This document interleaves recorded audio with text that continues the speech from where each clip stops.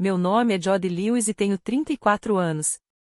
No meu segundo dia afastada do trabalho por causa de uma hérnia de disco, daquelas que fazem até pegar uma caixa de leite parecer levantar um carro, minha mãe e minha irmã deixaram 3 crianças na minha porta e foram embora. Minha mãe mandou uma mensagem: tivemos uma emergência fora da cidade. Cuide delas. Eu respondi: não posso. Estou machucada. Ela respondeu: para de inventar desculpas. Família ajuda. O que elas não sabiam era que eu já estava pegando o celular para ligar justamente para a pessoa de quem elas vinham escondendo aquelas crianças havia 2 meses. 3 dias depois, quando finalmente voltaram, a cidade inteira já sabia onde elas realmente tinham estado. Aquele foi o fim de semana em que eu parei de ser a pessoa que minha família procurava sempre que precisava de alguém para resolver seus problemas. Para entender o que aconteceu naquele fim de semana, você precisa conhecer a casa onde eu estava. A casa da Cypress Lane pertenceu à minha avó antes de passar para mim. O Paul Lewis criou 3 filhos ali e também enfrentou a perda do marido naquela casa. Quando ficou doente, fui eu quem se mudou para lá para cuidar dela. Ninguém pediu. Eu simplesmente fiz o que sempre fiz. Sou auxiliar de enfermagem certificada e passei 11 anos ajudando outras famílias a cuidar de seus pais, levantando pessoas da cama, mudando-as de posição para evitar feridas e segurando suas mãos às 2 da manhã quando ninguém da própria família aparecia. Com o Paul, porém, não parecia trabalho. Era amor. Ela foi a única pessoa na minha vida que olhava para mim e perguntava: você está bem, querida? E, diferente dos outros, ela realmente esperava eu responder. Quando minha avó morreu, 2 anos atrás, deixou a casa para mim. Minha mãe chamou aquilo de favoritismo. Eu enxerguei de outra forma. Para mim, aquela casa era o único tipo de herança que eu realmente precisava, a prova de que, pelo menos uma vez, alguém tinha me escolhido. Eu ainda nem tinha conseguido colocar uma lápide de verdade no túmulo dela. Em Winslow Memorial, a sepultura da minha avó ainda tinha uma pequena placa de metal provisória fincada na grama, daquelas que a funerária coloca no começo. O nome dela estava impresso em um cartão protegido por um plástico já meio embaçado. Eu passava por lá uma vez por semana e sempre dizia a mim mesma que resolveria aquilo em breve. E havia um quarto naquela casa que eu praticamente não usava. Minha mãe transformou o cômodo em uma espécie de depósito de documentos, deixando caixas que não queria organizar e acrescentando outras sempre que precisava. Poucos meses antes, ela tinha levado mais uma. Ela usava aquele quarto do mesmo jeito que usava a mim, e eu ainda não tinha percebido o padrão. Lembra das caixas? Desde pequena, minha família me chamava de a forte. Minha irmã mais nova, Shelby, era considerada a sensível. Esse papel foi decidido muito antes de eu ter idade para questionar. Shelby tinha 30 anos, 4 a menos que eu, e durante toda a minha vida a regra foi praticamente a mesma: ela sentia tudo, e eu resolvia tudo. Em algum lugar existe uma foto minha, aos 8 anos, segurando Shelby no colo no dia em que ela voltou do hospital. Eu mal era mais alta ou maior que ela. Minha mãe adorava aquela foto. Costumava dizer, toda orgulhosa, que ela provava que eu era uma ótima irmã mais velha. Hoje, olhando para trás, acho que aquela imagem registrou o dia em que meu papel na família foi definido. Eu poderia dizer que percebi isso desde sempre, mas não seria verdade. Durante 34 anos, confundi ser útil com ser amada. E ninguém se preocupa em corrigir um erro quando ele é tão conveniente para todos. Minha coluna travou numa terça-feira. Eu estava trabalhando no Cedar Ridge Care Center, onde havia um paciente chamado Sr. Ledbetter, de 89 anos, teimoso como uma mula. Ele começou a perder o equilíbrio no corredor, com o corpo inteiro tombando para o lado, e eu fiz exatamente aquilo que somos treinados a nunca fazer sozinhos: tentei segurá-lo. Você não deixa um homem de 89 anos cair de cabeça no chão se consegue evitar. Ele não caiu. Eu é que caí, só que de um jeito diferente. Senti algo na parte baixa das costas se romper de repente, uma dor forte e elétrica que atravessou meu corpo. Naquela noite, voltei para casa andando como se tivesse envelhecido 30 anos de uma hora para outra. O médico, Dr. Callahan, analisou os exames e apontou para 2 vértebras próximas à base da minha coluna. Era uma hérnia de disco entre L4 e L5. Nada de levantar mais de 4 quilos, ele avisou. Não se abaixe, não faça movimentos de torção. Se quiser evitar uma cirurgia nos próximos meses, precisa descansar essa coluna. 4 quilos. Um galão de leite pesa quase 3,5. Anotei a recomendação como se fosse um número que eu precisasse memorizar. Ele me afastou do trabalho. Colei o atestado na geladeira e passei os 2 dias seguintes praticamente presa ao sofá, com uma bolsa de ervilhas congeladas apoiada nas costas, tentando descobrir como levantar sem chorar. Na manhã do 3º dia, meu celular acendeu sobre a almofada ao meu lado. Na tela, aparecia apenas uma palavra: mãe. Temos uma emergência fora da cidade, ela escreveu. Respondi apenas o que era verdade: não posso. Estou machucada. Os 3 pontinhos apareceram na tela. Depois, desapareceram. Fiquei olhando para o celular, esperando uma resposta. Então ouvi um carro entrando na minha garagem de cascalho. E isso aconteceu antes mesmo de minha mãe responder a mensagem. Levantei do jeito que o Dr. Callahan tinha proibido, apoiando todo o peso no braço do sofá. Quando consegui chegar à janela da frente, o SUV da minha mãe já estava saindo de ré. 3 pequenas figuras estavam paradas na minha varanda. Harper, minha sobrinha mais velha, de 8 anos, segurava uma mala com rodinhas quase do tamanho dela. Cooper, de 6, estava com a mochila presa nos 2 ombros. E Piper, a caçula de 3 anos, tinha simplesmente se sentado no degrau mais alto porque ninguém havia explicado para ela o que deveria fazer. O vidro do passageiro desceu até a metade. Shelby se inclinou na direção da janela e gritou: eles são bonzinhos. Não vão dar trabalho. O vidro começou a subir antes mesmo de eu conseguir responder. A mamãe vai explicar. Amo vocês. E então o SUV desapareceu pela estrada. No meio do meu gramado, ficou apenas o assento infantil do carro, tombado de lado, abandonado junto com as crianças. Aquilo foi a despedida.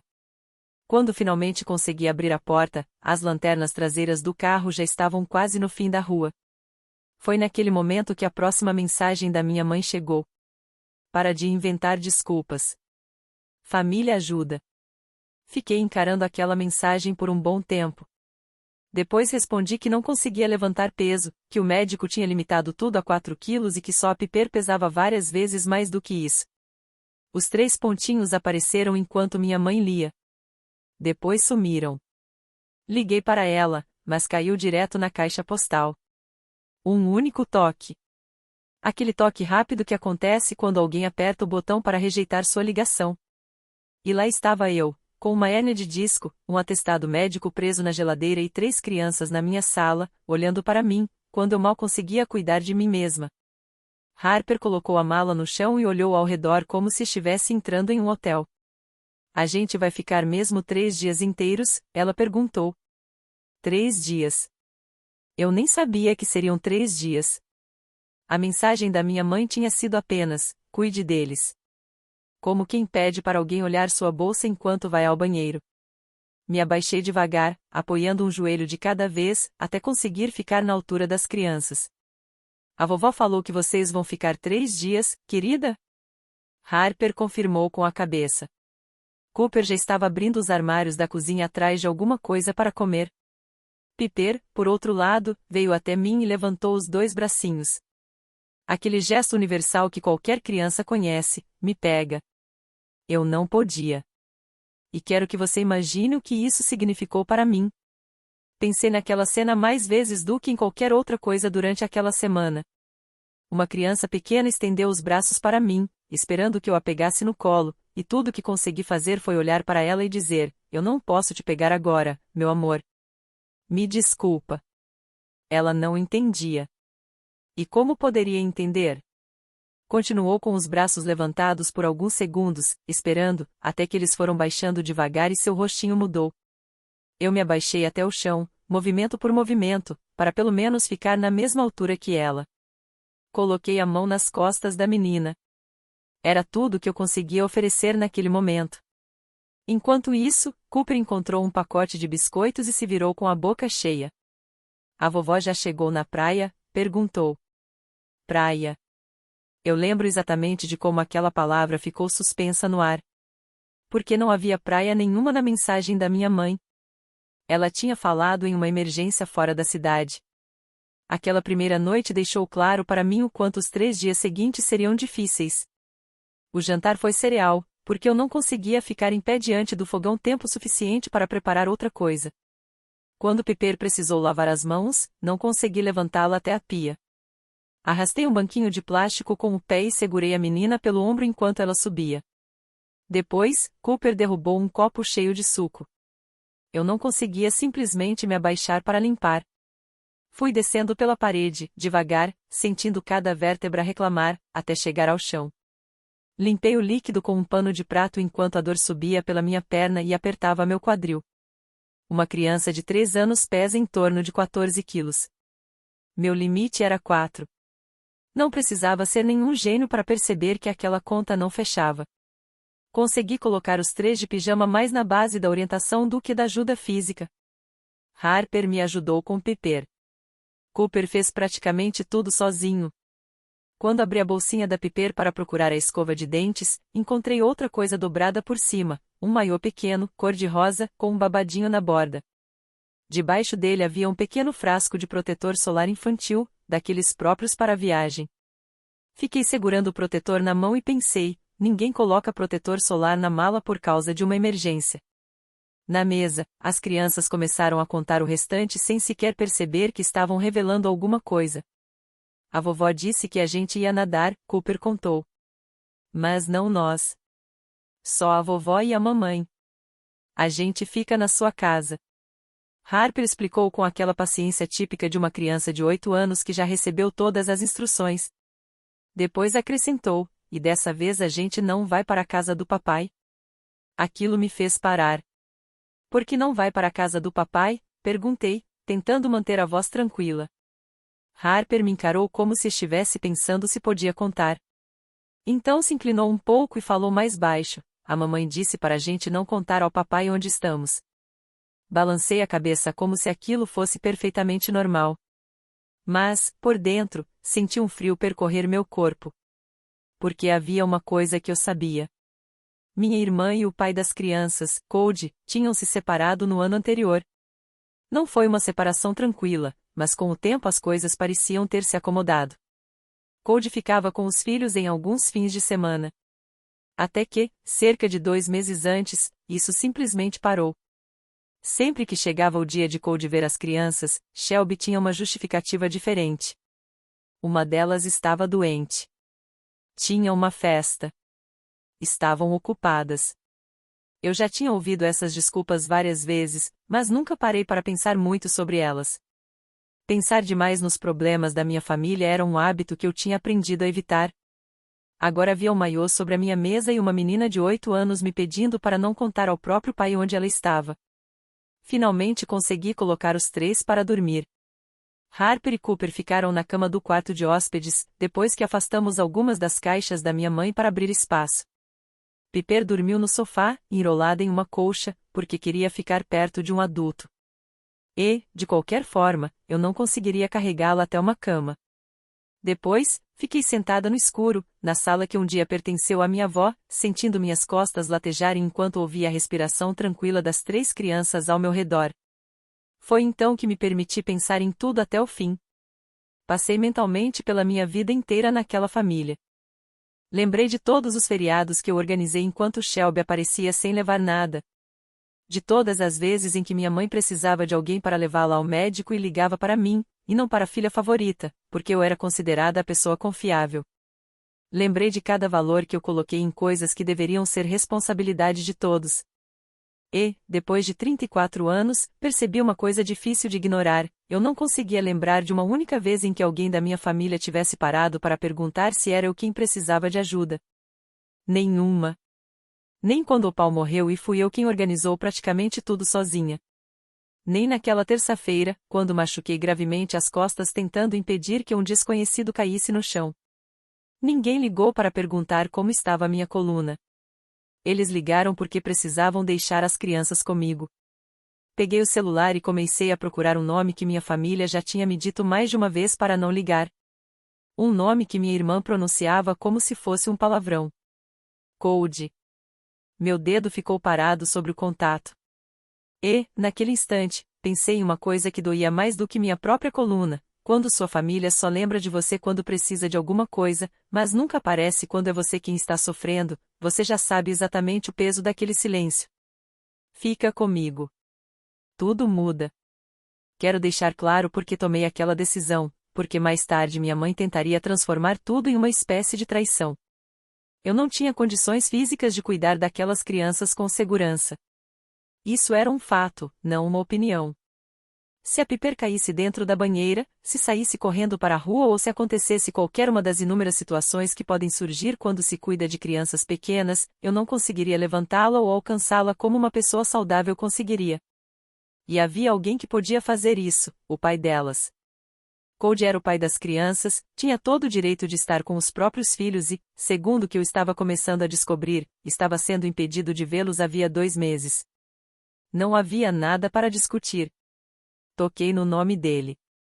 O relógio da cozinha marcava 23h04. A luz da minha varanda era a única acesa em toda a rua. Ele atendeu no primeiro toque, o que me fez pensar que estava acordado. A voz dele veio baixa e cautelosa. Jody?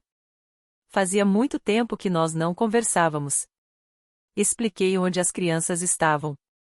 Disse que elas estavam no meu sofá, que eu não conseguia levantá-las e que, aparentemente, minha mãe e minha irmã tinham saído da cidade por causa de uma suposta emergência. Do outro lado, houve um silêncio. Então ouvi o som de uma cadeira sendo arrastada pelo chão, como se ele tivesse acabado de se sentar. Não existe emergência, Jody, ele disse. Havia algo cru na voz dele. Não existe emergência. Ela simplesmente não queria que eu ficasse com meus filhos. As palavras saíram devagar, cansadas, como acontece quando alguém segura uma verdade por tempo demais. Cody contou que estava tentando ver as crianças havia 2 meses. Todo fim de semana que tinha sido combinado, Shelby encontrava uma maneira de cancelar. Ele disse que tinha guardado as mensagens. Começou a fazer isso porque, em algum momento, percebeu que talvez precisasse provar que tinha tentado estar presente. As crianças estão doentes. Elas têm outros compromissos. Agora não é uma boa hora. A mesma história, repetida várias vezes, sempre com as datas registradas. Ele não parecia furioso enquanto me contava. E foi justamente isso que mais me atingiu. Parecia apenas um homem que já tinha sido decepcionado tantas vezes que não esperava mais nenhuma surpresa. Então ele fez uma pergunta para a qual eu não tinha resposta. Para onde elas disseram que estavam indo? Qual era essa emergência? Abri a boca para responder, mas percebi que eu realmente não sabia. Minha mãe tinha dito apenas que seria fora da cidade. Minha irmã não tinha explicado absolutamente nada. Uma criança de 6 anos tinha mencionado uma praia. E uma menina de 8 anos tinha acabado de me pedir para não contar justamente a Cody onde elas estavam. Eu tinha 3 crianças dentro da minha casa e nem sequer sabia em que lugar a mãe delas estava. Eu não sei, respondi. Sinceramente, não faço ideia. Tudo bem, Cody disse. Eu posso ir buscá-las amanhã de manhã, se você estiver de acordo. Não era apenas aceitável. Naquele momento, foi mais do que isso.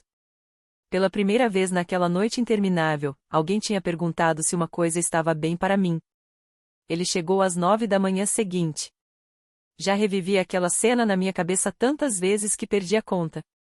Cooper ouviu a porta do caminhão bater, correu até a janela e, quando viu quem era, gritou com toda a força. Papai! No mesmo instante, as 3 crianças correram juntas em direção à porta. Harper chegou primeiro e abriu a porta antes que eu tivesse tempo de pedir para ela ir mais devagar. Cody subiu pela calçada e Piper, minha pequena Piper, correu na direção dele com os 2 braços levantados. Era exatamente o mesmo gesto que ela tinha feito comigo na noite anterior. O gesto ao qual eu não tinha conseguido responder. Ele a pegou no colo. Ergueu-a até o quadril como se ela não pesasse nada, como se aquilo fosse a coisa mais simples do mundo. Piper imediatamente passou os bracinhos ao redor do pescoço dele. Pela primeira vez, alguém estava ali para segurá-la. Fiquei parada na porta, com uma mão apoiada no batente e a outra pressionando a lombar. Observei aquele homem fazer com naturalidade algo tão simples que meu corpo não me permitia fazer. E senti 2 coisas ao mesmo tempo, alívio por saber que as crianças estavam seguras e uma tristeza que eu ainda nem sabia como chamar. Cody colocou os três no caminhão e começou a prender as cadeirinhas, claramente acostumado com aquela rotina. Quando se inclinou para ajustar o cinto da Piper, Harper comentou do banco de trás, como se estivesse apenas dizendo algo óbvio. A vovó disse que a gente já estaria na casa de praia a essa altura. Cody parou por um instante. Depois terminou de prender o cinto e olhou para mim por cima do teto do caminhão. Nenhum de nós disse nada. Não precisava. A casa de praia. Assim que o caminhão desapareceu pela rua, fiz uma coisa que deveria ter feito na noite anterior. Mandei uma mensagem simples para minha mãe: as crianças estão com Cody. Onde você está? Quase imediatamente apareceu a confirmação de leitura. Lida às 9h12. E depois, nada. Ela não respondeu naquela manhã. Nem naquela tarde. Nem durante os 3 dias seguintes. Ela tinha visto a mensagem enquanto estava onde quer que estivesse e simplesmente decidiu que eu não precisava de uma resposta. Minha mãe esperava que eu largasse tudo por causa de uma emergência que eu nem conseguia identificar, mas não conseguia me dedicar nem a uma única frase para explicar onde aquela suposta emergência estava acontecendo. Harper tinha falado em uma casa de praia. Minha mãe, por escrito, tinha dito que estava saindo da cidade por causa de uma emergência. As duas versões não podiam ser verdade ao mesmo tempo. Sentei à mesa da cozinha com o celular na mão e fiz aquilo que passei a vida inteira evitando. Comecei a procurar respostas. Voltei nas mensagens que tinha trocado com Shelby. Rolei semanas, depois meses, até encontrar, cerca de 4 meses antes, uma conversa que eu quase tinha esquecido. Era da primavera. Era um grupo com nós 3, eu, Shelby e minha mãe. Minha irmã tinha iniciado a conversa. Viagem para a praia em junho. Você, eu e a mamãe. Cody vai ficar com as crianças naquele fim de semana mesmo. Li aquela frase 4 vezes. Você, eu e a mamãe. Eu estava incluída. Meses antes, quando aquilo ainda parecia apenas um plano divertido, meu nome fazia parte da viagem. Depois vieram várias mensagens animadas. Alguém mandou o link de um lugar em Destin. Outra pessoa sugeriu que comêssemos frutos do mar. Eu lembrava vagamente de ter ficado feliz com a ideia. Era aquele tipo de felicidade que sentimos quando algo ainda está distante o bastante para que nada tenha conseguido estragá-lo. Então continuei descendo a conversa. E vi o momento em que tudo começou a mudar. Algumas semanas depois, minha irmã escreveu: pensando melhor, talvez a gente cancele. O dinheiro está apertado. E eu respondi de um jeito simples, compreensivo, como sempre fazia. Sem problema. Fica para outra vez. Depois disso, a conversa ficou em silêncio. Eu achei que a viagem tinha sido cancelada. Coloquei aquilo na mesma categoria de tantos outros planos que nunca saem do papel e segui em frente sem pensar mais no assunto. Mas não tinha sido cancelada. Eu estava sentada naquela casa, cercada pelos restos dos biscoitos que sobraram depois de 3 dias cuidando das crianças, e aquilo era prova de que a viagem tinha acontecido. Minha mãe e minha irmã estavam naquele exato momento em algum lugar do litoral do Golfo, enquanto eu permanecia ali. Elas não cancelaram a viagem. Elas me tiraram dela.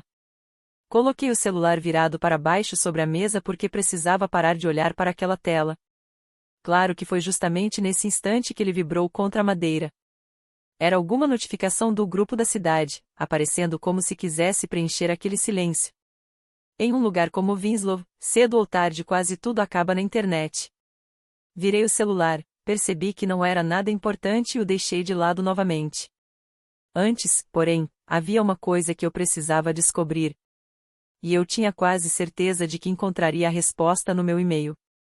A verdade mais inconveniente costuma ficar escondida justamente nas coisas mais sem graça. Meses antes, quando a viagem para a praia ainda parecia um plano divertido, Shelby tinha encaminhado alguma coisa para mim. É a confirmação, ela havia dito. Assim todo mundo já deixa as datas reservadas. Na época, olhei rapidamente, arquivei a mensagem e continuei com a minha vida. Agora, procurei no meu e-mail. Emerald Sands Resort, Destin, Flórida. E lá estava. A mensagem da primavera continuava arquivada todo aquele tempo. Abri e li devagar. Era uma reserva de 3 noites. As datas de entrada e saída coincidiam exatamente com os 3 dias que eu tinha acabado de passar alimentando os filhos de outra pessoa com cereal. Então vi os detalhes da hospedagem. Número de hóspedes, 3. 3 pessoas. E um dos nomes era o meu. Shelby tinha me encaminhado àquela reserva porque, naquela época, eu realmente faria parte da viagem. Fiquei alguns minutos olhando para a tela. Se a reserva tinha sido feita para 3 pessoas e minha mãe e minha irmã tinham viajado para aproveitar aquela mesma reserva, então, em algum momento entre a primavera e a semana anterior, aquelas 3 pessoas tinham virado 2. Alguém tinha sido retirado da viagem. E eu já sabia quem era. Harper tinha me contado sem perceber, só a vovó e a mamãe vão ficar no quarto grande. Ela estava falando de uma casa de praia que nunca chegou a conhecer. 2. Vovó e mamãe. Não 3. Não eu. Eu nem precisava ligar para o resort. Não precisava que ninguém confirmasse nada. Os números já diziam tudo. A viagem tinha sido reservada para 3. 2 pessoas foram. E a terceira, aquela que foi discretamente apagada dos planos, estava sentada à mesa da cozinha da própria avó, com as costas machucadas, cuidando das crianças que tinham criado espaço para que as outras 2 pudessem viajar. Virei o atestado médico preso na geladeira, peguei uma caneta e escrevi os números em cima do papel, apenas para conseguir enxergar aquilo de forma concreta. 3. Uma seta. 2. Eu precisava visualizar exatamente o que tinham feito. E foi naquele momento que, dentro da minha cabeça, aquilo deixou de parecer um simples acidente. Mas existe uma diferença importante, e eu quero deixar isso bem claro. Ser deixada de fora de uma viagem porque o dinheiro apertou pode machucar. Mas acontece. Foi nisso que acreditei durante meses. Essa era a versão que tinham me contado, e eu aceitei sem questionar, sem problema. Fica para outra vez. Só que não era isso que tinha acontecido. Elas não desistiram da viagem. Elas desistiram de mim. Disseram que a viagem tinha sido cancelada. Depois, quando eu me machuquei, olharam para aquela mulher ferida, que quase nunca conseguia dizer não, e perceberam que poderiam tirar proveito da situação. Precisavam de alguém para ficar com as crianças enquanto as 2 viajavam. E elas sabiam. Sabiam muito bem que eu era a única pessoa daquela família que abriria a porta e receberia aquelas crianças sem fazer perguntas. Mesmo estando presa ao sofá. Mesmo com um atestado médico na geladeira dizendo que eu não podia fazer aquilo. Eu não tinha sido simplesmente excluída de uma viagem. Eu tinha sido transformada em babá. Olhei novamente para o atestado e, quase sem perceber, meus olhos foram parar onde já tinham ido tantas vezes, na porta do quarto de hóspedes e nas caixas da minha mãe. Então uma lembrança começou a voltar. Era algo relacionado ao dinheiro que todos nós tínhamos juntado alguns meses antes, por um motivo completamente diferente. Antes de abrir aquelas caixas, porém, decidi ir até o cemitério visitar minha avó. Nem eu sabia exatamente por quê. Minha coluna reclamava só de pensar em dirigir, mas eu precisava sair daquela cozinha. Precisava estar em algum lugar que não tivesse aquelas paredes me sufocando. O Winslow Memorial era um cemitério pequeno nos limites da cidade, cercado por carvalhos e lápides antigas. O túmulo de Opal ficava na parte mais nova, perto da cerca. E a placa provisória ainda estava lá. 2 anos tinham passado desde a morte dela, mas o nome continuava preso atrás daquele plástico embaçado. O cartão já estava desbotado, e a borda metálica começava a se inclinar para fora da terra enquanto o mato crescia ao redor. Foi então que me lembrei de uma coisa. Cerca de 4 meses antes, minha mãe tinha organizado uma arrecadação. Ela chamou aquilo de fundo da família para finalmente comprarmos uma lápide de granito de verdade para minha avó. Todos contribuímos. Eu mandei $1.200. Para uma auxiliar de enfermagem, aquilo não era pouco dinheiro. Shelby também colocou uma parte, e minha mãe ficou responsável por fazer o pedido. Fiquei olhando para aquela pequena placa de metal e pensei: onde está a lápide dela? Voltei para casa mais rápido do que minha coluna gostaria. Assim que entrei, Fui direto ao quarto de hóspedes e peguei a caixa mais recente, justamente aquela que minha mãe tinha trazido na época em que estávamos juntando dinheiro para a lápide. Se existisse algum documento sobre aquilo, um formulário de pedido, um recibo da empresa responsável pelas lápides, qualquer comprovante, provavelmente estaria ali. Minha mãe guardava tudo, mas nunca organizava nada. E, como fazia com praticamente todas as outras coisas, tinha acabado deixando aquilo para mim. Ajoelhei devagar e comecei a procurar. Encontrei extratos bancários antigos, manuais e garantias de eletrodomésticos que ela nem possuía mais, além de uma caixa de sapatos cheia de recibos presos por um elástico. Peguei cada papel e examinei um por um. Compras de supermercado. Uma conta de veterinário. Notas antigas. Até que encontrei um papel que não deveria estar ali. Emerald Sands Resort. Era um comprovante de depósito, uma confirmação de pagamento referente à reserva. Olhei para o valor. Depois, para a data. O depósito tinha sido pago exatamente na mesma semana em que eu enviei à minha mãe o dinheiro destinado à nova lápide da minha avó. Sentei no chão daquele quarto de hóspedes com 2 pedaços de papel nas mãos e me obriguei a fazer as contas em voz baixa, sozinha, porque precisava ouvir aquilo para conseguir acreditar. Eu tinha enviado $1.200 para a lápide da Opal. Não existia lápide nenhuma. Havia apenas aquela pequena placa de metal torta, quase desaparecendo no meio da grama, e um comprovante de depósito para um resort, de valor praticamente igual, pago naquela mesma semana e guardado dentro de uma caixa de sapatos na minha própria casa.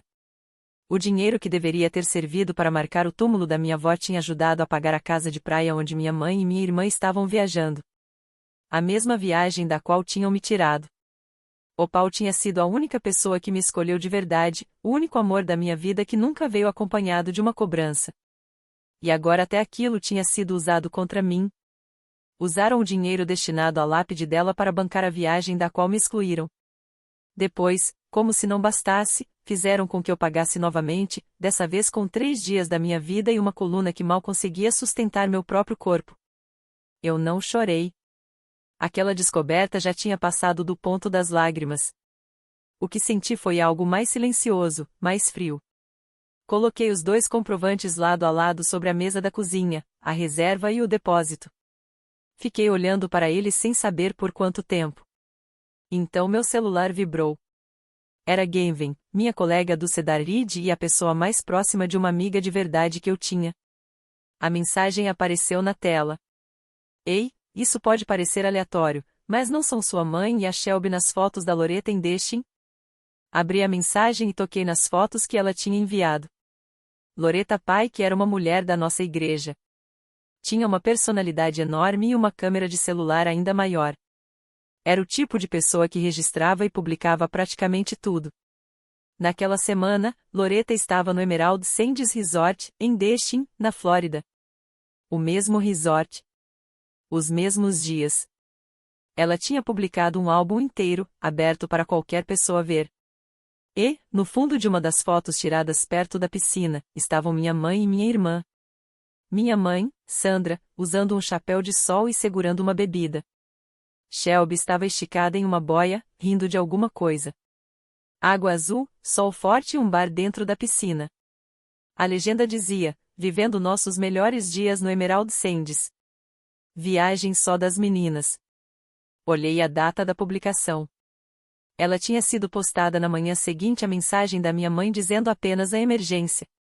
Enquanto eu estava sentada no chão da minha casa, cuidando de 3 crianças que eu mal conseguia levantar, minha mãe estava de chapéu ao lado de uma piscina, sorrindo para uma câmera desconhecida, perto o suficiente para aparecer no fundo da foto que praticamente a cidade inteira poderia ver. Mas as fotos ainda não eram a pior parte. A pior parte apareceu quando Gavin me mandou outra mensagem. Ah, e sem querer me intrometer, mas por que sua mãe colocou o nome de vocês na corrente de oração? Nossa igreja tinha uma corrente de oração. Era uma lista de mensagens e ligações usada para situações realmente sérias, alguém enfrentando câncer, um acidente de carro, uma família que perdeu o emprego. Quando seu nome entrava naquela corrente, dezenas de pessoas começavam a orar por você e até apareciam com comida para ajudar. Minha mãe tinha colocado nossa família na lista. A mensagem tinha sido enviada por Darlene Foss, que cuidava da corrente, e dizia que a família Lewis estava passando por uma emergência urgente fora da cidade e pedia que todos orassem por nós. A mensagem tinha sido enviada naquela mesma manhã em que elas partiram para a praia. Elas tinham pedido que uma igreja inteira rezasse por uma mentira. Elas tinham reservado aquela viagem ainda na primavera, pago parte dela com o dinheiro que deveria ter sido usado na lápide da minha avó e, depois, transformado tudo em uma suposta tragédia para que a igreja se preocupasse com elas enquanto aproveitavam bebidas à beira da piscina. Meu celular tocou na minha mão. Era Darlene. Deixei tocar uma vez antes de atender. Jody, querida, sua família está bem? A voz dela estava cheia de preocupação. Estamos todos orando por vocês. No domingo vamos levar comida para a igreja, para quando sua mãe voltar. Você também vem, está bem? Domingo. Minha mãe e minha irmã voltariam para casa no domingo, direto para um salão cheio de pessoas que tinham passado a semana inteira rezando pela suposta emergência e preparando comida para comemorar o retorno delas. Haveria travessas de comida espalhadas pela mesa, cartões assinados e uma igreja inteira pronta para acolher duas mulheres que, na verdade, tinham passado os últimos dias tomando bebidas geladas em Destin. E quero que você entenda uma coisa sobre a decisão que tomei naquele momento, não era vingança. Coloquei tudo diante de mim e analisei uma coisa de cada vez. A reserva feita para 3 pessoas. O atestado médico dizendo que eu não podia levantar mais de 4 quilos. O comprovante do depósito pago com o dinheiro destinado à lápide da Opal. As fotografias. A corrente de oração. Eu não iria àquela igreja para arrumar uma briga. Não pretendia gritar com ninguém. Eu iria porque tinha chegado ao meu limite. Eu estava cansada de ser o par de mãos que minha família usava quando precisava resolver alguma coisa. E, acima de tudo, estava cansada de ver a cidade inteira rezando por uma mentira enquanto eu permanecia em silêncio dentro da minha própria casa, protegendo justamente as pessoas que tinham me usado. Eu não estava indo para confrontá-las. Estava indo parar de mentir por elas. Recolhi os documentos da mesa da cozinha, dobrei tudo com cuidado e coloquei dentro da bolsa. 4 folhas. Na manhã de domingo, me arrumei devagar, colocando uma manga de cada vez para não forçar as costas. Depois entrei no carro e fui até a igreja. Antes de continuar e mostrar o que aconteceu quando elas entraram naquele salão, comenta: a família ajuda se alguém da sua família já tentou transformar você no vilão simplesmente por contar a verdade. O salão de confraternização da nossa igreja era grande, com piso de linóleo, mesas dobráveis, cadeiras de metal e uma garrafa térmica de café em um canto. Quando cheguei no domingo, o lugar já estava cheio. Devia haver umas 40 pessoas. Darlene tinha preparado tudo com muito carinho. A longa mesa no centro estava coberta de comida, travessas de casserole, presunto, chá gelado e um bolo enorme. No meio havia um cartão grande o bastante para que todos pudessem assinar. Da porta, consegui ler a mensagem. Estamos orando por vocês, família Lewis. Cody também estava lá. Ficou no fundo do salão com Harper, Cooper e Piper, os 3 limpos e vestidos com suas melhores roupas de domingo. Ele olhou para mim e fez um pequeno aceno. Ele tinha percebido, assim como eu, que aquele domingo seria o momento decisivo. Então a porta se abriu. Minha mãe e minha irmã entraram. A primeira coisa que todo mundo percebeu foi o bronzeado. 3 dias de sol do Golfo tinham deixado o rosto e os ombros delas bem marcados. As duas pareciam descansadas, tranquilas e perfeitamente bem. Minha mãe carregava uma bandeja de frutas que tinha comprado no caminho de volta, como se estivesse chegando tranquilamente a um almoço de confraternização. Elas entraram naquele salão esperando encontrar compreensão, mas o ambiente foi ficando em silêncio. Não aconteceu de uma vez. O silêncio foi se espalhando a partir da porta, enquanto as pessoas levantavam os olhos, trocavam olhares e, aos poucos, paravam de conversar. Muita gente ali acompanhava Loretta Pike nas redes sociais. Vários já tinham visto as fotos do chapéu de sol, da boia e da tal a viagem das meninas. As travessas de comida já começavam a esfriar sobre a mesa, e a história por trás delas tinha desmoronado antes mesmo de minha mãe entrar. E então ela apareceu no meio do salão segurando uma bandeja de abacaxi cortado. Ela percebeu. Eu vi o momento exato em que percebeu. O sorriso dela vacilou por um segundo. E, como sempre fazia quando sentia que estava perdendo o controle da situação, partiu para o ataque. Contra mim? Bom, disse ela, alto bastante para todos ouvirem, enquanto me encarava do outro lado das mesas. Olha quem está aqui. Todas as cabeças se viraram. Quer explicar o que você fez, Jody? Ela colocou a bandeja de frutas sobre a mesa com força. Você ligou para o Code escondida de nós. Entregou meus netos para aquele homem e ainda fez a cidade inteira começar a comentar. Você tem ideia do que fez com essa família?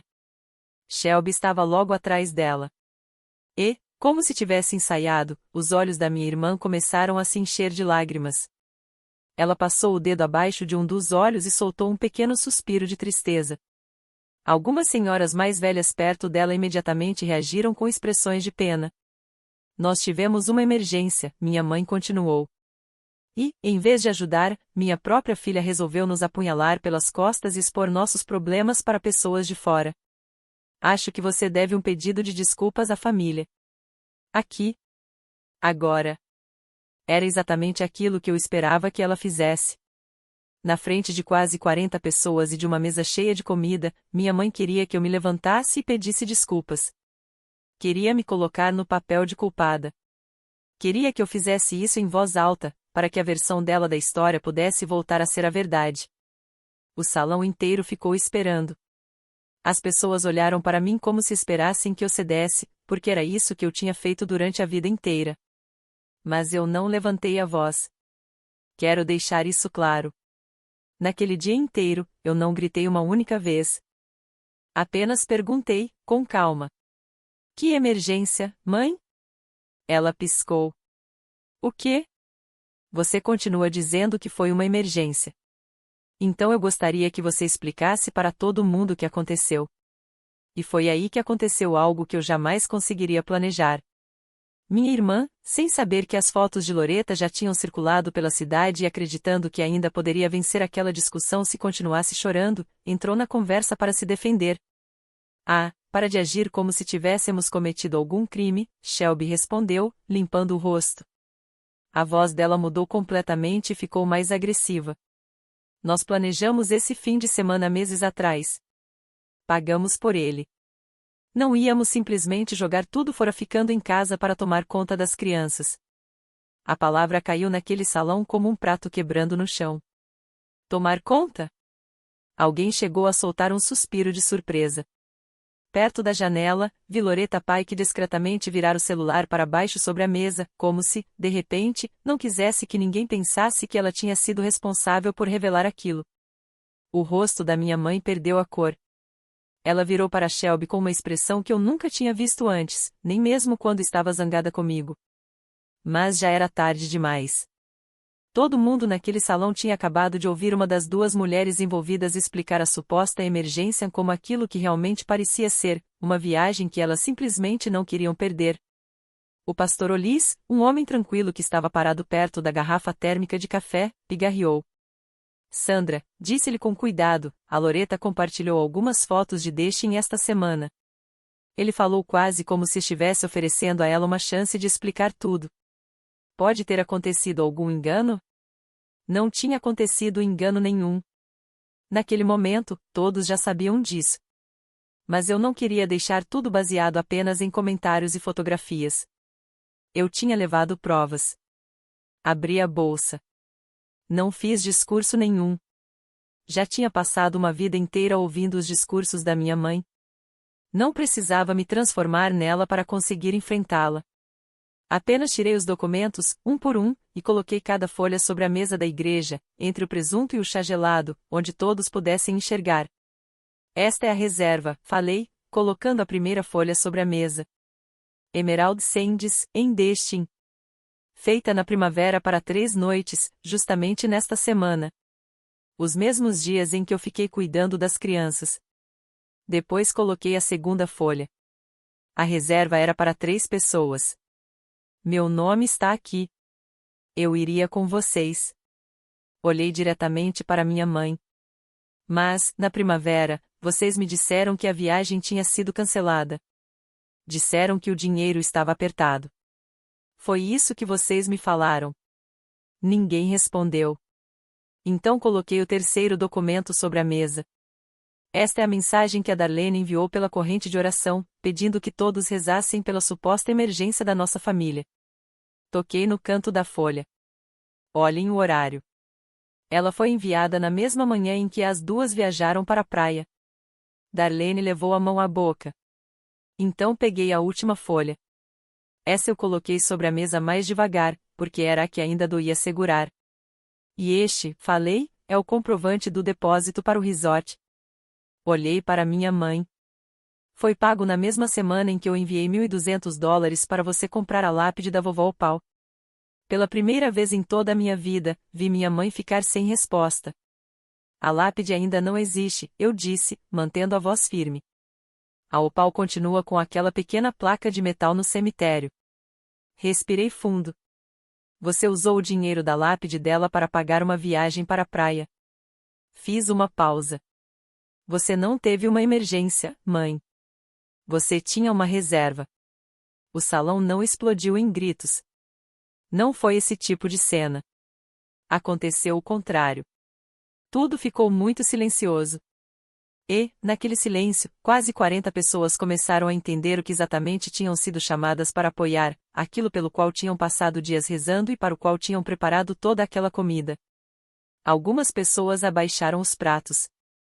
Alguém no fundo murmurou baixinho: Meu Deus! Minha mãe permaneceu ali, com o rosto ainda marcado pelo sol da viagem. Shelby tinha parado de chorar. As lágrimas já não poderiam consertar aquela situação, e até ela parecia perceber isso.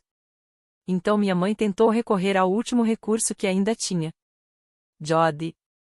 A voz dela havia mudado. Ficou mais baixa, mais frágil, quase como se fosse ela vítima. Como você pôde fazer isso com sua própria mãe? Na igreja? E foi naquele momento que percebi uma coisa. Ela ainda não tinha entendido. Minha mãe achava que o verdadeiro problema naquela sala era eu ter mostrado os documentos. Não a viagem para a praia. Não a corrente de oração. Não o dinheiro da lápide da minha avó. O problema, para ela, era eu ter contado a verdade. Peguei minhas folhas de volta da mesa sem pressa e guardei tudo na bolsa. Eu não fiz isso com vocês, falei. Vocês fizeram isso. Eu só parei de esconder. Olhei uma última vez para o salão. Vi Darlene, visivelmente abalada. O pastor Olis. Os vizinhos e as senhoras da igreja. Cody, no fundo, junto dos 3 filhos. E Piper, minha pequena Piper, que me deu um aceno tímido porque não entendia nada daquela situação. Para ela, eu era apenas a tia que estava ali. Eu cansei de ser o par de mãos reserva dessa família, eu disse. E eu não estava falando apenas com minha mãe. Não deixem mais nada na minha varanda. Depois me virei e saí. Gus Hartley, meu vizinho, tinha ido à igreja naquela manhã e estava perto da porta. Ele não era de falar muito. Apenas abriu a pesada porta para mim e a segurou enquanto a luz da manhã entrava no salão, iluminando toda aquela comida que ninguém mais parecia ter vontade de tocar. Atrás de mim, ouvi minha mãe começar a me seguir, ainda chamando meu nome. Mas ouvi outra coisa também. Percebi que muita gente naquele salão não estava indo atrás dela. A porta se fechou atrás de mim. E, pela primeira vez em 34 anos, saí de um lugar pensando em mim mesma. Pela primeira vez, deixei que outras pessoas lidassem com a confusão que tinham criado sem esperar que eu aparecesse para consertá-la. A verdade não fez a cidade inteira se voltar contra minha mãe da noite para o dia. E quero ser sincera sobre isso, porque não é assim que as coisas funcionam em uma cidade pequena, onde pessoas se conhecem há décadas. Minha mãe e minha irmã entraram no carro e começaram a contar a própria versão dos acontecimentos antes mesmo de deixarem o estacionamento. Na segunda-feira, os comentários já tinham se espalhado. Jody ficou amarga. Ela tem inveja da Shelby. Sempre teve. Jody tirou 3 crianças da própria mãe e entregou para um homem que não merecia ficar com elas. Algumas pessoas acreditaram. Minha tia Cheryl me ligou naquela semana. E ela não perguntou nada sobre a lápide da minha avó ou sobre a corrente de oração. A única coisa que disse foi: uma filha de verdade não teria envergonhado a própria mãe dentro da igreja. naquele ano, deixaram meu nome de fora da lista do jantar de ação de graças. Ninguém falou isso diretamente para mim. Eu simplesmente nunca recebi a mensagem perguntando o que eu levaria. E eu entendi. Então, não. A verdade não me entregou uma vitória perfeita, embrulhada com um laço. Estabelecer um limite me fez perder algumas pessoas. E é assim que deve ser. Se um limite não custa absolutamente nada, talvez ele nem seja um limite. Talvez seja apenas um comentário. Mas algumas coisas mudaram. E foram justamente as coisas que realmente importavam. Cody passou a ter os filhos regularmente. No fim das contas, essa foi a parte mais bonita de tudo aquilo. Depois que a cidade inteira conheceu a verdade, Shelby já não conseguia inventar desculpas dizendo que as crianças estavam doentes demais ou ocupadas demais para ver o pai. Todo mundo já sabia o que aquelas desculpas realmente significavam. Cody não precisou entrar em uma guerra com ela. Ele só precisou continuar aparecendo, de forma aberta e constante. E Shelby não podia mais correr o risco de ser pega impedindo que lhe visse os próprios filhos. Algumas semanas depois do que aconteceu na igreja, Cody me mandou uma mensagem. Não era sobre toda aquela confusão. Era só uma mensagem simples: as crianças ficam perguntando quando podem ver a tia Jod. Ele mandou uma foto junto. Os três estavam amontoados no sofá dele. Harper aparecia no meio de uma gargalhada. Cooper fazia uma careta. Piper dormia encostada no braço da irmã. Estavam seguros. Estavam em casa com o pai. Alguns dias depois, chegou um envelope na minha caixa de correio. Meu nome estava escrito errado na frente, com uma caneta roxa. Dentro havia um desenho. 3 bonequinhos e uma figura um pouco mais alta, todos de mãos dadas sob um sol amarelo. No topo, com a letra cuidadosa da Harper, estava escrito, Jod. Piper também tinha deixado sua contribuição, com alguns rabiscos. Uma criança de 3 anos tinha me oferecido carinho de forma mais espontânea do que minha própria mãe tinha feito durante 34 anos. Minha mãe ainda tentou uma última vez. Aconteceu cerca de um mês depois, exatamente como sempre acontecia, disfarçado de necessidade.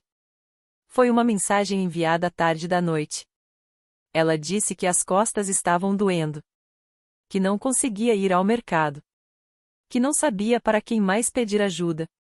Um ano antes, eu já estaria dentro do carro antes mesmo de terminar de ler. Era assim que aquele ciclo funcionava. Ela sofria, eu corria para ajudar. E minha disposição de correr era chamada de amor. Li a mensagem 2 vezes. Depois respondi com sinceridade. Mas sem crueldade. Porque eu não queria me tornar uma pessoa fria só porque finalmente tinha aprendido a parar de ser usada. Espero que você melhore, mãe. Mas eu não vou aí resolver isso por você. Coloquei o celular virado para baixo sobre a mesa da cozinha. A mesma mesa onde eu tinha colocado aqueles 4 documentos. Preparei uma xícara de café e percebi que minhas mãos estavam firmes. Pela primeira vez na vida, encerrei uma conversa com minha mãe e não senti culpa. Só senti silêncio. Eu mesma comprei a lápide da minha avó. Não pedi dinheiro a ninguém. Não organizei outra arrecadação. Liguei para uma empresa de monumentos em uma cidade próxima e escolhi uma pedra de granito cinza. Paguei tudo com o meu próprio dinheiro. Era praticamente o mesmo valor que eu tinha entregado à minha mãe meses antes para fazer exatamente aquilo. Demorou algumas semanas para a pedra ficar pronta e ser instalada. No dia em que colocaram a lápide, fui até o Winslow Memorial e me sentei na grama ao lado dela. A pequena placa de metal tinha sido retirada. No lugar onde antes havia apenas um pedaço de papel protegido por plástico, agora existia uma pedra firme, com o nome dela gravado profundamente, forte o bastante para resistir ao tempo. Opal Lewis. E, abaixo do nome, uma frase. Você sempre perguntava se eu estava bem. Falei aquilo em voz alta, como fazemos quando conversamos com alguém que já não pode nos ouvir, mas continua sendo importante para nós. Eu estou chegando lá, vó. De verdade.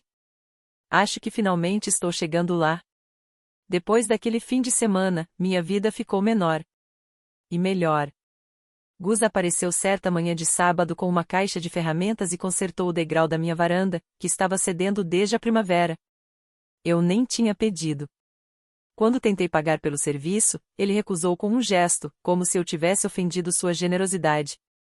Só consertei seu degrau, Jody, disse ele. Não precisa me dar nada. E foi só isso. Nossa conversa terminou ali. Um homem tinha feito algo gentil por mim sem esperar absolutamente nada em troca, e foi estranho perceber como aquilo ainda parecia incomum para mim. Gavin, minha colega do trabalho, começou a aparecer em casa com frequência. Ela trazia sopa, reclamava do nosso supervisor, ficava conversando até mais tarde, e, para minha surpresa, eu adorava aquilo.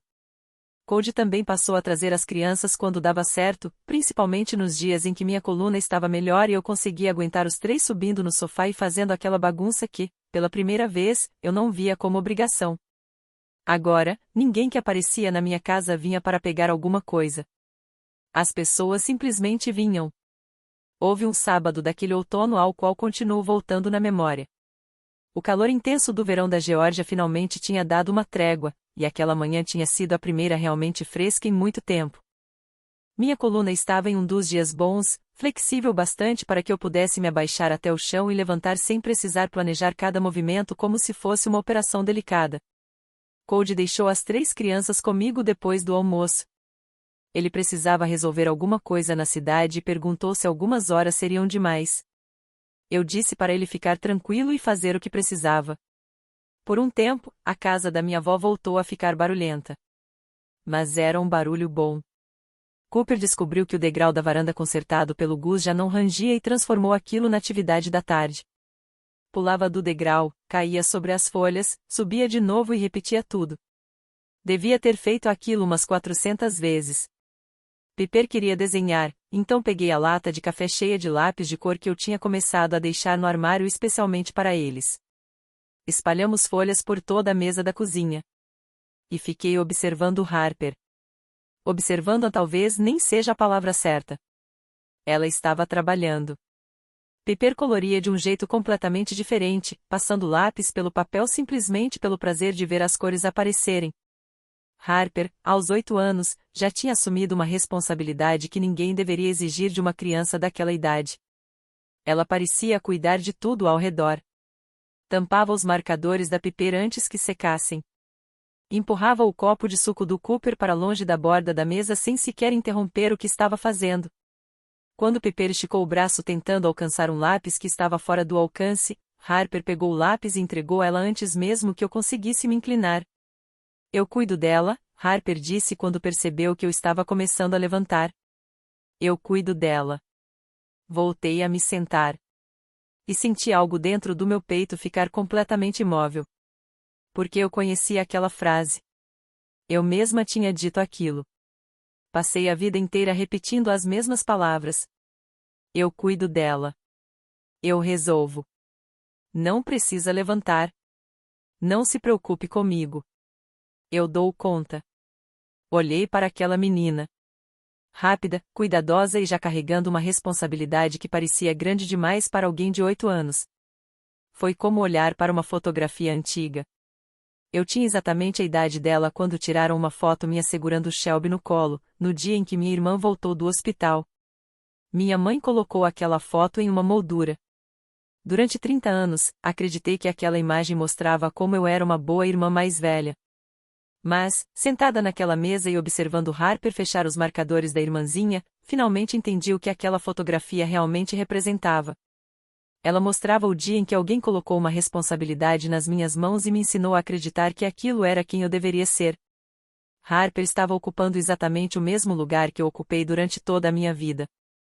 E o pior era que ninguém tinha colocado Harper naquele papel de propósito. Não é assim que acontece. A criança que parece mais responsável recebe elogios por dar conta de tudo. E esses elogios começam a parecer amor. Então ela tenta conseguir mais. E continua tentando. Até que, um dia, essa criança cresce e vira uma mulher sentada no chão da própria sala, com as costas machucadas, ainda repetindo eu resolva para pessoas que nunca pararam para perguntar se ela realmente conseguia. Então Piper derrubou o copo de água sobre a mesa. Antes mesmo que a água chegasse aos lápis de cor, Harper já tinha levantado. Pegou o papel toalha e começou a dizer: tudo bem. Eu limpo. Não tem problema. Falava baixo e depressa, como se o acidente fosse culpa dela, como se qualquer bagunça ao redor fosse algo que ela deveria ter evitado. Coloquei a mão no braço dela. Ei, querida. Senta um pouco. Dessa vez eu cuido disso. Ela me olhou como se eu tivesse falado uma coisa completamente estranha. Mas suas costas, hoje elas estão bem. E, mesmo que não estivessem, isso não é responsabilidade sua. Limpei a água devagar e fiz questão de deixar que ela me visse fazer tudo. Um copo cair, Harper, não é culpa de ninguém. Acontece.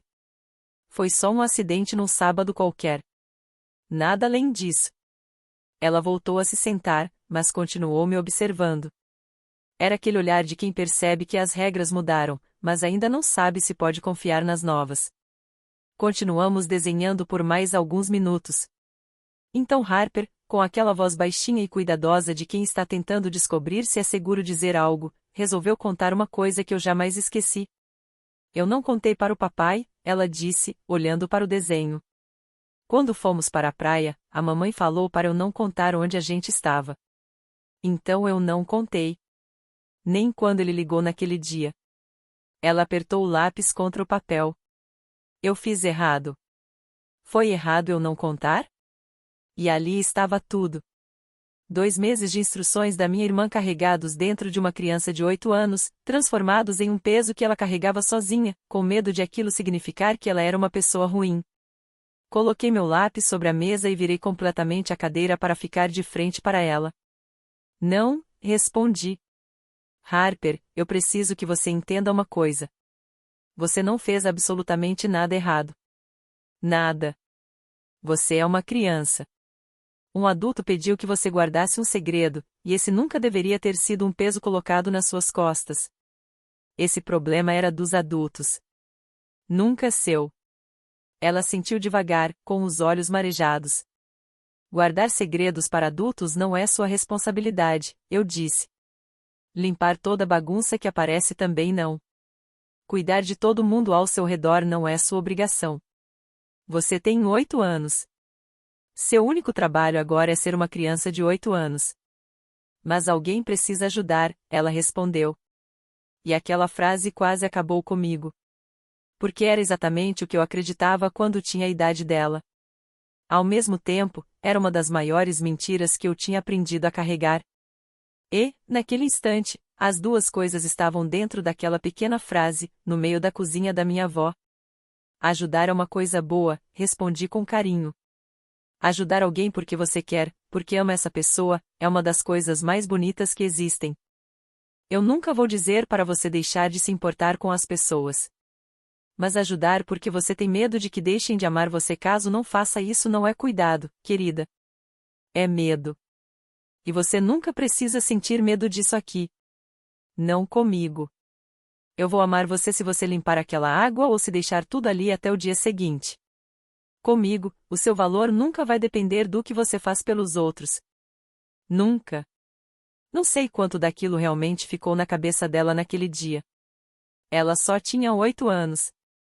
Talvez algumas palavras tenham ficado guardadas como uma semente e só façam sentido quando ela tiver 20 anos. Foi assim com várias coisas que Opal me disse. Algumas só começaram a fazer sentido muito tempo depois que ela partiu.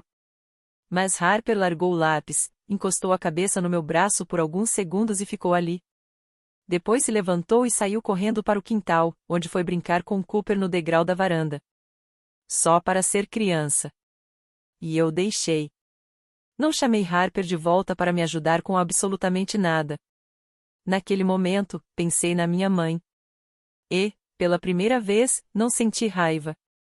Talvez alguém tivesse feito exatamente a mesma coisa com ela algum dia. Talvez tenham colocado uma responsabilidade sobre seus ombros antes que ela tivesse idade para dizer não. Chamaram aquilo de amor e deixaram que ela carregasse o peso até que cuidar de tudo se tornasse a única forma de vida que conhecia. Talvez seja assim que esse tipo de comportamento passe de uma geração para outra. Silenciosamente, de um par de mãos para o seguinte. Uma obrigação disfarçada de personalidade, transmitida dentro da família como uma velha tradição que ninguém lembra de ter escolhido. E isso só termina quando alguém decide colocar esse peso no chão e se recusa a colocá-lo novamente nas mãos de uma criança. Então fiquei sentada naquela mesa, observando Harper ser apenas uma menina de 8 anos no quintal da minha avó, e fiz uma promessa para mim mesma, tão simples e firme quanto qualquer outra que já fiz. Com ela, não. Não importava quanto isso me custasse ou quanto tempo levasse. Com ela, não. Porque aquela era a única coisa que eu realmente podia deixar para ela. A única herança que valia a pena transmitir. Não uma viagem para a praia. Não dinheiro dentro de um envelope. Mas uma frase que ninguém nunca tinha pensado em dizer para mim. A mesma verdade que o Paul tentou me ensinar, talvez tarde demais. Você não precisa conquistar o direito de ser amada. Nunca precisou. Era isso que eu não conseguia nomear naquela noite, enquanto estava sentada no chão. Não era simplesmente que minha família não me amava. Era que eles quase sempre apareciam quando precisavam de alguma coisa, e eu passei a vida inteira chamando isso de amor porque era a única versão que conhecia. Durante 34 anos, achei que ser necessária para alguém era a mesma coisa que ser amada. Não é. Ser necessária pode ser uma função. Ser amada é alguém perguntar se você está bem mesmo quando não existe absolutamente nada que essa pessoa possa ganhar com isso. Hoje, minhas costas estão bem melhores. Voltei a trabalhar no Cedar Ridge e continuo cuidando dos pais de outras pessoas. Ainda ajudo a levantar quem precisa, ainda seguro mãos durante a madrugada, porque essa parte nunca foi o problema. O problema era voltar para casa e encontrar pessoas que me enxergavam apenas como alguém que estava ali para resolver, carregar e cuidar. Eu não vivo mais dentro desse sentimento. Eu coloquei esse peso no chão.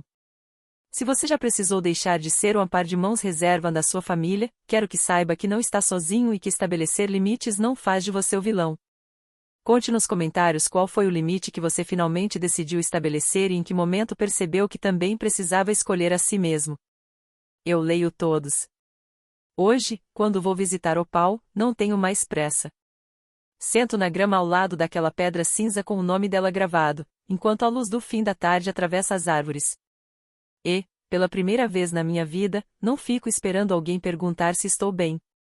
Eu já sei a resposta. Estou.